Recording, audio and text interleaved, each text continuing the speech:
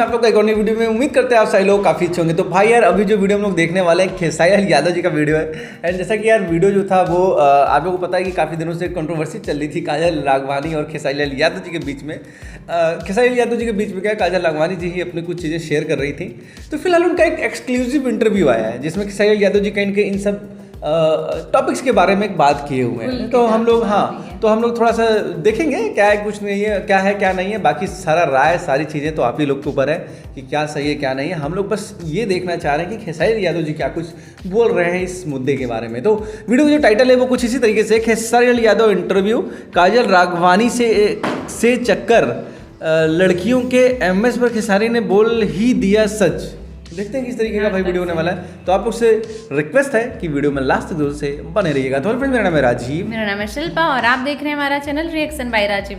तो फ्रेंड्स, अगर आपको हमारा ये रिएक्शन अच्छा लगता है तो आप हमारे चैनल को सब्सक्राइब करें, वीडियो को लाइक करें और साथ ही साथ हमारे इस वीडियो को शेयर भी करें। तो चलिए फ्रेंड्स, फटाफट से वीडियो को शुरू कर लेते हैं। विकास भाई, आपने ये कहा कि डिफेंडर से चलोगी और फिर ऑटो में जाओगी तो मुझे छूने के लिए औकात चाहिए। क्या आप पैदा होते हुए वो डिफेंडर में चल रहे थे? आपने कहीं ना कहीं उनके साथ प्यार का झूठा नाटक किया और उन्हें बताया कि मेरी बीवी मेरे बच्चे सब लालची हैं। 5 साल रिलेशनशिप में रहे। आपने उनको ये कहा कि मैं आपसे शादी करूंगा और जब शादी की बात आई तो आप मुकर गए। अब मेरा इसी से सवाल है कि अभी थोड़ी देर पहले आपने कहा हमें कि कोई भी नए कलाकार जब आते हैं तो आप उन्हें कंफर्टेबल करने की कोशिश करते हैं। कांक्षा पूरी को लेकर के बात हो रही थी हमारी, खुल करके कहना था कि खेसारी लाल यादव जो कैमरे के सामने है, कैमरे के पीछे वो इंसान बिल्कुल अलग है।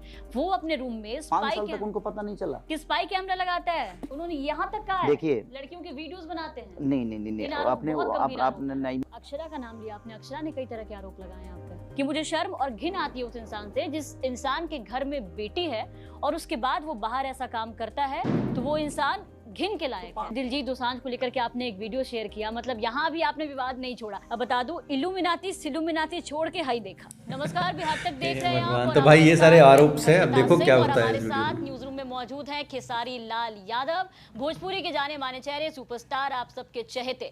खेसारी जी, बहुत बहुत स्वागत है आपका बिहार तक पे। चलिए, बिहार तक देखने वाले जितने भी श्रोता हैं सबको दिल से प्रणाम। आप बिहार तक को प्यार दीजिए, आशीर्वाद दीजिए, सब्सक्राइब करिए और लाइक करिए। क्या बात है, पूरा प्रमोशन कर दिया। देखिए खेसारी लाल यादव के साथ जब भी हम लाइव आते हैं तो कई वजह होती है और देखिए खेसारी लाल यादव हर बार कोई ना कोई धमाकेदार फिल्म लेकर के आते हैं, गाने लेकर के आते हैं, काफ़ी ज़्यादा चर्चा में रहते हैं। लेकिन इस बार आपके चहेते स्टार के चर्चा में रहने की वजह बहुत अलग है और विवाद है। जो विवाद कहा जाता है, खेसारी लाल यादव विवादों से थोड़ा बच कर चलते हैं, लेकिन ऐसा लगने लगा है कुछ टाइम से अगर देखें तो जहां जहां खेसारी जी वहां विवाद आप सबको मालूम है। एक बार फिर से आपको बता दें और सवाल से ही शुरू कर लेते हैं। खेसारी लाल यादव जी, मेरा सवाल सबसे पहला आपसे है कि खेसारी लाल यादव जिन पे तमाम लड़कियां जब भी हम लोग लाइव करते हैं या साथ आती हैं तो तारीफ की पुल बांधती हुई नजर आती थी, वो चाहे यामिनी सिंह हो, अक्षरा सिंह हो या फिर आम्रपाली दुबे हो या फिर भोजपुरी की कोई बड़ी कलाकार हो।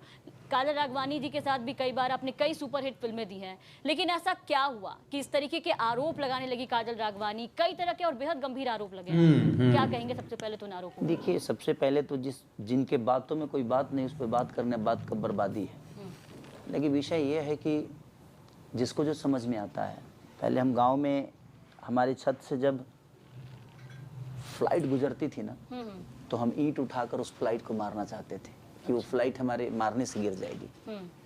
तो ये दुनिया का दस्तूर है। हर वो जो कामयाब नहीं है वो कामयाब आदमी को ही टारगेट करता है। उसके दिमाग में ही रहता है कि ये बड़ी कैसे। बात कह रहे हैं आप काजल राघवानी को लेके। नहीं, बड़ी बात नहीं है ये उनके लिए। मैं उनके लिए, देखिए, उनके लिए कुछ बोल नहीं सकता मैं जी।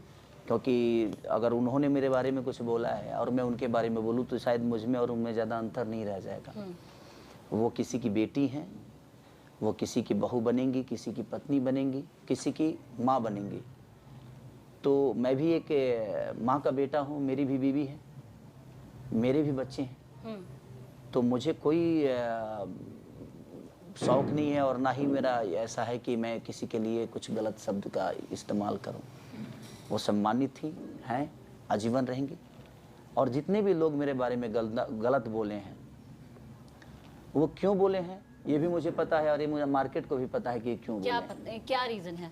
देखिए, रीज़न ये होता है कि जब हम आपके साथ होते हैं या हम आपके लिए जो चीज़ें आपके पास होती है तो आपके लिए सक्रिय होती है। जब आपके पास नहीं होती है।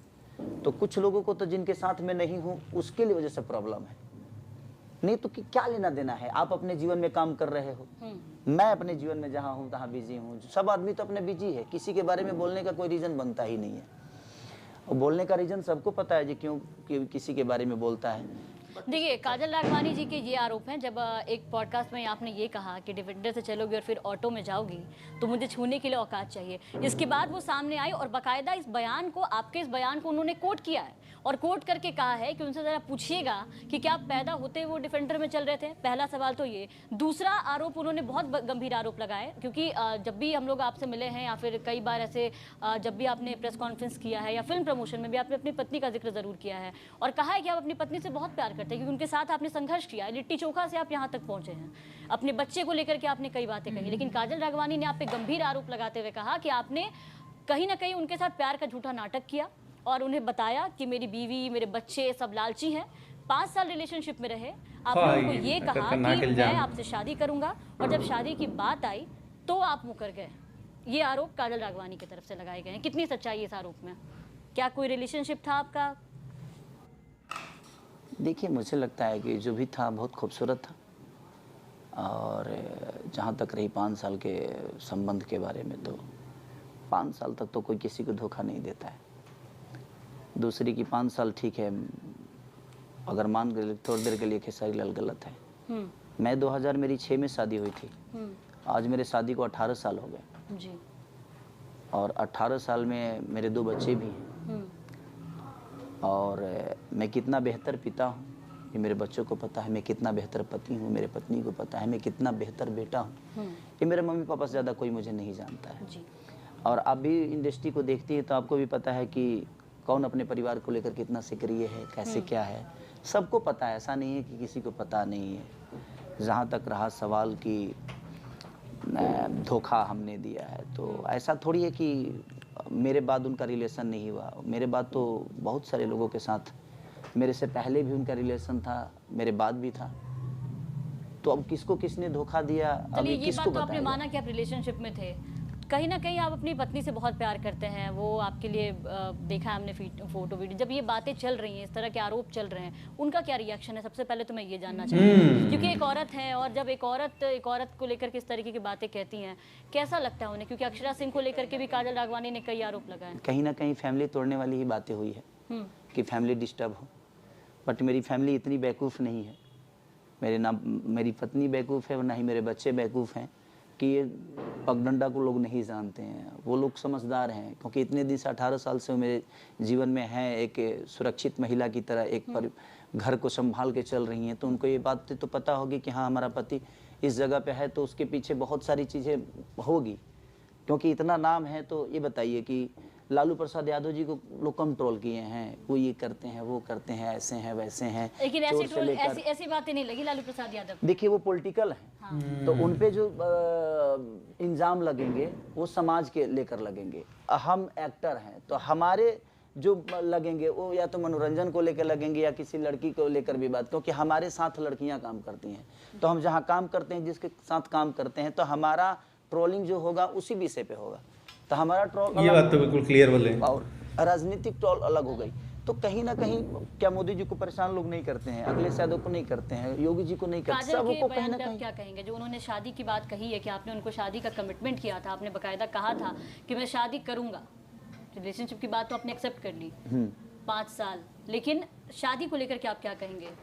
आपको लगता है जैसी फालतू की बातें मैं लेकिन उन्होंने तो कहा है। देखिए कहने के लिए तो कोई कुछ भी कह सकता है, इसका मतलब ये थोड़ी है कह दे कि नहीं अब संसद भवन मेरे बाप के नाम से है, तो क्या संसद भवन मेरे बाप के नाम से हो जाए? आप एक फैमिली मैन है, आपकी एक इन आरोपों से पहले, इन विवादों से पहले एक अलग इमेज रही है खेसारी जी आपकी। वो चाहे कोई एक्टर, क्या हमने इंटरव्यू किया है आपका, उनका कुछ कहना हो या फिर कोई एक अलग इमेज रही है खेसारी लाल यादव की कि एक फैमिली मैन है, अपने बच्चों को लेकर के। मुझे याद है संघर्ष में आपकी बेटी ने भी रोल किया है, ऋषभ के साथ हमेशा आपके वीडियोज़ आते हैं जो आपके बेटे हैं, वाइफ के साथ आप फोटो शेयर करते हैं। तो इस तरीके की जब चीज़ें सामने आती है तो सवाल ये भी उठते हैं कि ऐसा कैसे हो जाता है? जब देखिए जो इल्ज़ाम आप पे लगा रहा है उसकी क्षमता क्या है, वो क्या है? वो क्या है, उसकी माने अहमियत क्या है, उसके शब्दों की अहमियत क्या है, कोई मतलब नहीं है इस सब चीज़ों का। मुझे लगता है कि अगर आप पढ़े लिखे हैं, जहाँ तक डिफेंडर वाली बात आपने कही मेरे को, तो मैं डिफेंडर की बातें कहा था, लेकिन मैं एक जीवन की बातें डिफेंडर से जोड़ दिया था। किसी भी चीज़ का एक उदाहरण होता है, तो अगर पढ़े लिखे हैं, मैंने समझाने की कोशिश की कि मान के चलिए कि आप एक बड़े बड़े स्तर पे हैं और अचानक से एक छोटे स्तर पे आप जाओगे, तो फिर बड़े स्तर का कामना क्यों करते हो कि फिर बड़े स्तर हमें अपनाएगा? नहीं, संभव नहीं है कि यहाँ भी आप रहोगे, यहाँ भी आप रहोगे, तो फिर पता कैसे चलेगा कि आप क्या हो? आप एक्टिंग को लेकर के ये बातें कर रहे थे। हाँ, मैं वही चीजें कह रहा हूँ कि आप एक छोटे से एल्बम में भी आप हो, एक बड़े बाहुबली में भी आप हो, और फिर बाहुबली करने के बाद आप छोटे एल्बम में आओगे, तो छोटे एल्बम में जब आओगे तो फिर बाहुबली आपको कहाँ से? ठीक है, अब मेरा इसी से सवाल है कि अभी थोड़ी देर पहले आपने कहा हमें कि कोई भी नए कलाकार जब आते हैं तो आप उन्हें कंफर्टेबल करने की कोशिश करते हैं। आकांक्षा पुरी को लेकर के बात हो रही थी हमारी, आपने कहा कि उन्हें बहुत कंफर्टेबल करने की आप कोशिश करते हैं, उनसे बातचीत करते हैं, मतलब आप चाहते हैं कि वो कंफर्ट जोन में आकर के हमारे साथ काम करे, वो घबराए नहीं।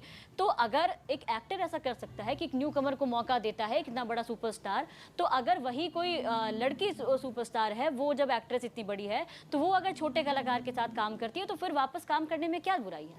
नहीं नहीं नहीं, उसमें बुराई नहीं है, मैंने कहीं से हटाया ही नहीं है किसी को। डिफेंडर ऑटो वाले आपने कहा ना, मैंने एक जगह की बात की, मैं एक जगह की बात की, एक जगह की बात की कि आप अगर इस जगह पे हो, जैसे मान के चलिए कि मॉल में भी आप ही बिकोगे जी, मॉल में भी आप ही बिकोगे और ठेले पे भी आप भी बिकोगे, तो मैं एक वस्तु, एक ब्रांड की बात की थी, मैंने एक ब्रांड की बात की थी। जैसे छोटे कलाकार आते हैं तो उससे इंडस्ट्री का भला होता है, क्योंकि नई प्रतिभा आती है, नई चीजें आती है, तो वो एक अलग विषय हो गया कि नई चीजें आ रही है। लेकिन अब बड़े लेवल के लोग अगर जाकर कल से कुदारी चलाने लगेंगे तो क्या पूरी दुनिया किसान बन जाएगी? नहीं ना। तो मेरे कहने का मतलब वहाँ विषय है कि आप एक बड़े स्तर पे काम कर रहे हो, हर जगह आप ही दिख रहे हो, तो उसमें बाकी लोगों को मौका नहीं मिल रहा था। विषय हमारा झगड़ा होने का या किसी भी कारण का ये विषय हुआ कि जब मैं नए नए लोगों के साथ काम करने लगा तो प्रॉब्लम खड़ी होने लगी कि नए लोगों के साथ काजल जी को काम मतलब, हाँ, तो झगड़ा का मतलब वही हुआ कि मैं 10 लोगों को मौका देने लगा, 10 लोगों को मौका देने लगा, तो प्रॉब्लम तो होगी। देखिए, आकांक्षा को लेकर के भी कई आरोप लगाए उन्होंने, हालांकि बिल्कुल नहीं है अपने इंडस्ट्री के लिए। आरोप लगाया उन्होंने कि फिलहाल वो उनके साथ रिलेशनशिप में, और खुल करके काजल राघवानी ने ये बात कही है कि मुझे धोखा दे करके बाकायदा उनके साथ रिलेशनशिप में गए, और जब मैंने उन्हें बात करने की कोशिश की तो उनका पहला कंसर्न ये था कि हमारे कई वीडियोस फोटोज हैं, तुमने आकांक्षा को शेयर किया या नहीं। इस तरह की बातें हमारे बिहार तक के इंटरव्यू में उन्होंने कहा है, और ये भी कहा है कि ये सिर्फ मेरे साथ नहीं, कई ऐसी लड़कियां हैं जो खेसारी लाल यादव के साथ काम करती हैं। हमने जब इन सारी बातों, जैसे हम आपसे बात कर रहे हैं, उनसे अगर बातचीत करने की कोशिश की तो उनका खुल करके कहना था कि खेसारी लाल यादव जो कैमरे के सामने है, कैमरे के पीछे वो इंसान बिल्कुल अलग है। वो अपने रूम में स्पाई पता नहीं चला कि स्पाई कैमरा लगाता है, उन्होंने यहाँ तक कहा। देखिए, लड़कियों की वीडियोस बनाते हैं। नहीं, आपने नहीं, मैंने सुना था आपसे, उन्होंने कहा था कि उनके साथ जो लड़कियां काम करती हैं वो सबके साथ रिलेशन में आ जाते हैं। बिल्कुल बिल्कुल बिल्कुल। तो इसका मतलब मुझे लगता है कि भोजपुरी की कोई ऐसी एक्ट्रेस नहीं होगी जिसके साथ मैंने काम नहीं किया। तो उन्होंने एक साथ अपने आप को बेइज्जत तो किया, बल्कि मुझे लगता है कि सारी लड़कियों को बेइज्जत करके गई हैं वो यहाँ से। आपको नहीं लगता कि जब सारी लड़कियाँ मेरे साथ संबंध में रह के ही काम करती हैं, तो इसका मतलब बहुत सम्मानित है मेरे लिए अमरपाली दुबे। मैं उनका पैर छूता हूँ, मैं पाखी जी का पैर छूता हूँ, मैं रानी जी को बहुत मानता हूँ, क्योंकि वो सीनियर हैं और सबके साथ मैंने काम किया है। मैंने अक्षरा जी से लेकर मुझे लगता है कि कोई ऐसी हीरोइन नहीं होगी जिसके साथ मैंने काम नहीं किया है। तो आप किसी के रिलेशन में थे और आपने सबको एक साथ, पूरी महिला को ही आपने अलग रूप दे दिया, नहीं लगता है आपको? क्योंकि आपके इंटरव्यू में उन्होंने बात बोली थी कि जो भी उनके साथ काम करती है उनके साथ उनको रहना पड़ता है। अक्षरा का नाम लिया आपने, अक्षरा ने कई तरह के आरोप लगाए आप पे। आरोप वही लगाते हैं जो मेरे साथ काम नहीं करते। मैं आपको बता यहाँ तक उन्होंने ये कहा, डिफेंडर वाले बयान को कोट करते हुए, और काजल राघवानी के बयान में उन आरोपों को लेकर उन्होंने कहा कि मुझे शर्म और घिन आती है उस इंसान से जिस इंसान के घर में बेटी है और उसके बाद वो बाहर ऐसा काम करता है, तो वो इंसान घिन के लायक। तो 5 साल पहले घिन क्यों नहीं आई? अब काम नहीं कर रहा हूँ तो घिन आ रही है। अक्षरा जी का ये हाँ, तो उनके साथ भी काम मैंने किया है। देखिए, जो उन लोगों के साथ आप काम नहीं करिएगा ना तो उनको घिन आती है। जब तक काम करते थे तब तक किसी को घिन नहीं आती थी, चाहे वो पवन जी को ले लीजिए, चाहे दिनेश जी को ले लीजिए, चाहे खेसारी जी को, चाहे रवि जी को, चाहे एवरीथिंग, जितने भी स्टार हैं। जब हम काम करते हैं ना तो हम बहुत अच्छा खुशबू देते हैं, और जब हम काम करना बंद करते हैं तो हम सड़ जाते हैं, बदबूदार हो जाते हैं। तो ये उनका विषय है कि वो कहाँ है, हम कहाँ हैं। जब हम उनके साथ थे तो वो कहाँ थे, अब हम उनके साथ नहीं है तो वो कहाँ है। जब हम उनके साथ काम कर रहे थे तब वो कहाँ थे, जब हम उनके साथ काम नहीं कर रहे हैं तब वो कहाँ है।